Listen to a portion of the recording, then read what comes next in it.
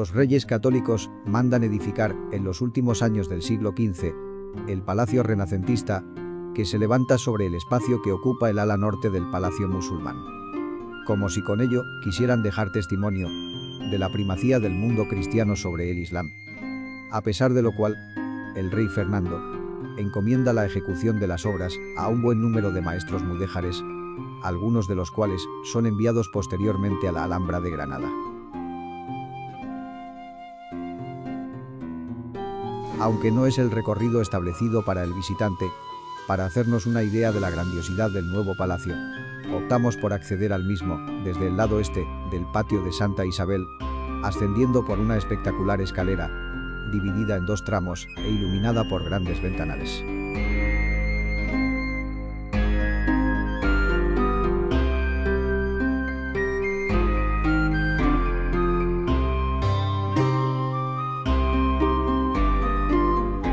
Un techo con bovedillas pintadas al temple que sirven de nexo de unión entre las vigas de madera que lo sustentan, completa el conjunto. La escalera concluye en un descansillo, en el que perviven la puerta y la ventana de la sala de Pedro IV, de factura mudéjar. Finalizada la misma, atravesamos una larga galería que comunica por el costado izquierdo con los ventanales y con la puerta principal de acceso al Salón del Trono, y por la derecha con la balconada que asoma al patio de Santa Isabel. Concluye este pasillo con las denominadas salas de los pasos perdidos, que cumplen la función de servir de zona de espera a quienes aguardan el despacho real. Dos de ellas están abiertas a las visitas, destacando ambas por sus hermosos taujeres. En una de estas habitaciones puede verse la clausurada puerta de acceso a la conocida como alcoba de Santa Isabel. Otra de sus puertas comunica con el Salón del Trono, una habitación rectangular de unos 160 metros cuadrados de superficie, resultado de la unión de tres dependencias del Palacio Mudéjar que desaparecen. Frente a la desnudez de las paredes, dispuestas para ser adornadas con ricos tapices, destaca el impresionante artesonado del techo, tallado y con abundante profusión de dorados. El conjunto se distribuye en 30 casetones, con octógonos en su interior, que acogen florones centrales, de los que cuelgan grandes piñas, símbolo de la fecundidad y de lo eterno. Destacan también, como elemento decorativo, el iugo y las flechas, símbolo distintivo de los reyes católicos. Bajo el artesonado, perfectamente integrada en él, discurre una galería practicable, que bordea toda la habitación, y que descansa sobre un friso adornado con elementos vegetales y animales mitológicos, y con una leyenda de trazos góticos, en la que se deja constancia de las dignidades y virtudes de Fernando e Isabel, y de la toma de Granada, acontecida en 1492. En una de las paredes del salón, dos puertas conducen a sendas habitaciones de reducido tamaño. Una de ellas, la denominada Sala de Santa Isabel.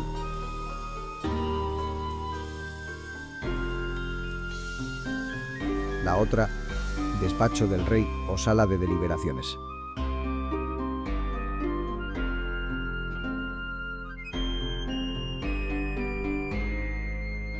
Pero la aljafería no cumple únicamente funciones palaciegas. Dentro del proceso de unificación nacional y de imposición de una única fe en todos sus reinos, los reyes católicos instituyen en 1478 el Tribunal del Santo Oficio de la Inquisición, disponiendo el monarca, en 1485, que la cárcel y la sede de esta institución se ubiquen en el palacio, permaneciendo en él hasta 1706. En 1486, un año después de la muerte del inquisidor de Aragón Pedro de Arbués a manos de judíos y conversos, Tomás de Torquemada llega a Zaragoza para oficializar la instalación del Alto Tribunal, no siendo bien recibido por las autoridades locales, que ven peligrar sus fueros.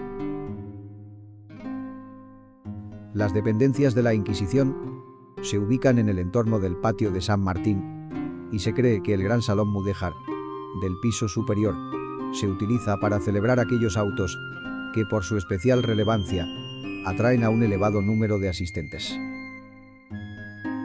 Las celdas se ubican principalmente en la Torre del Trovador. En las 4 últimas plantas se preservan los dibujos y textos que dejan los involuntarios inquilinos de sus calabozos, encarcelados allí, a lo largo de los siglos, por cuestiones de fe o por delitos comunes o políticos. Un hecho de especial relevancia histórica nacional altera dramáticamente el futuro del palacio. Tras el conflicto surgido entre el monarca Felipe II y su secretario Antonio Pérez, a causa de conspiraciones palaciegas, este último es detenido y encarcelado por orden del rey. Vestido de mujer, escapa de la prisión madrileña. Llegado a Zaragoza, es encarcelado en la cárcel de la ciudad, ya que amparándose en su ascendencia aragonesa, se acoge al fuero del reino. Temiendo el rey que la justicia de este territorio no sea favorable a sus intereses, implica a la Inquisición, trasladando al detenido de la prisión del Justicia a las mazmorras de la Aljafería, lo que provoca una revuelta popular conocida como las alteraciones de Aragón.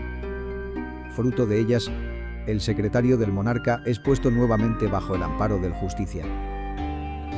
Indignado, Felipe II envía tropas a Zaragoza. El Justicia Juan de Lanuza es detenido y ejecutado. Tras estos dramáticos acontecimientos, el rey ordena en 1593 reforzar las defensas del castillo, iniciándose así la decadencia del mismo, que a partir de entonces pasa a tener cometidos militares. Carlos III, en la segunda mitad del siglo XVIII, somete al edificio a uno de los más siniestros atropellos, acordando incluso la desaparición de los torreones islámicos.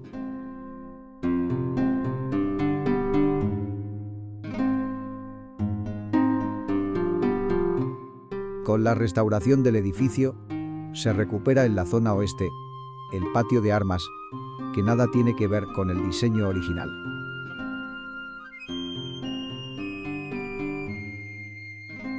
Durante la Guerra de la Independencia, el 24 de mayo de 1808, los zaragozanos inician su epopeya frente al invasor, haciéndose con el arsenal del castillo, que consta de 65 piezas de artillería y 25.000 fusiles. Y es en ese mismo escenario donde el 22 de febrero de 1809 deponen las armas ante el victorioso ejército galo. En el exterior de sus muros se libran sangrientas batallas.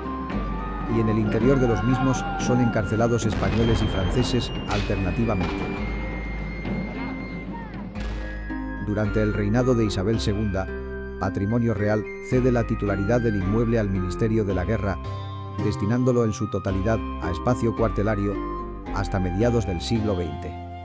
Pero es precisamente durante el mandato de Isabel II cuando Mariano Nogués realiza un estudio sobre el palacio y advierte a las autoridades de la perentoria necesidad de preservarlo. El arquitecto Francisco Íñiguez Almech acomete en 1947 la ingente tarea de rehabilitar la Aljafería, proyecto en el que trabaja hasta su muerte, acontecida en 1982. Le sucede Ángel Pero Padre, que viene colaborando con Íñiguez desde 1973.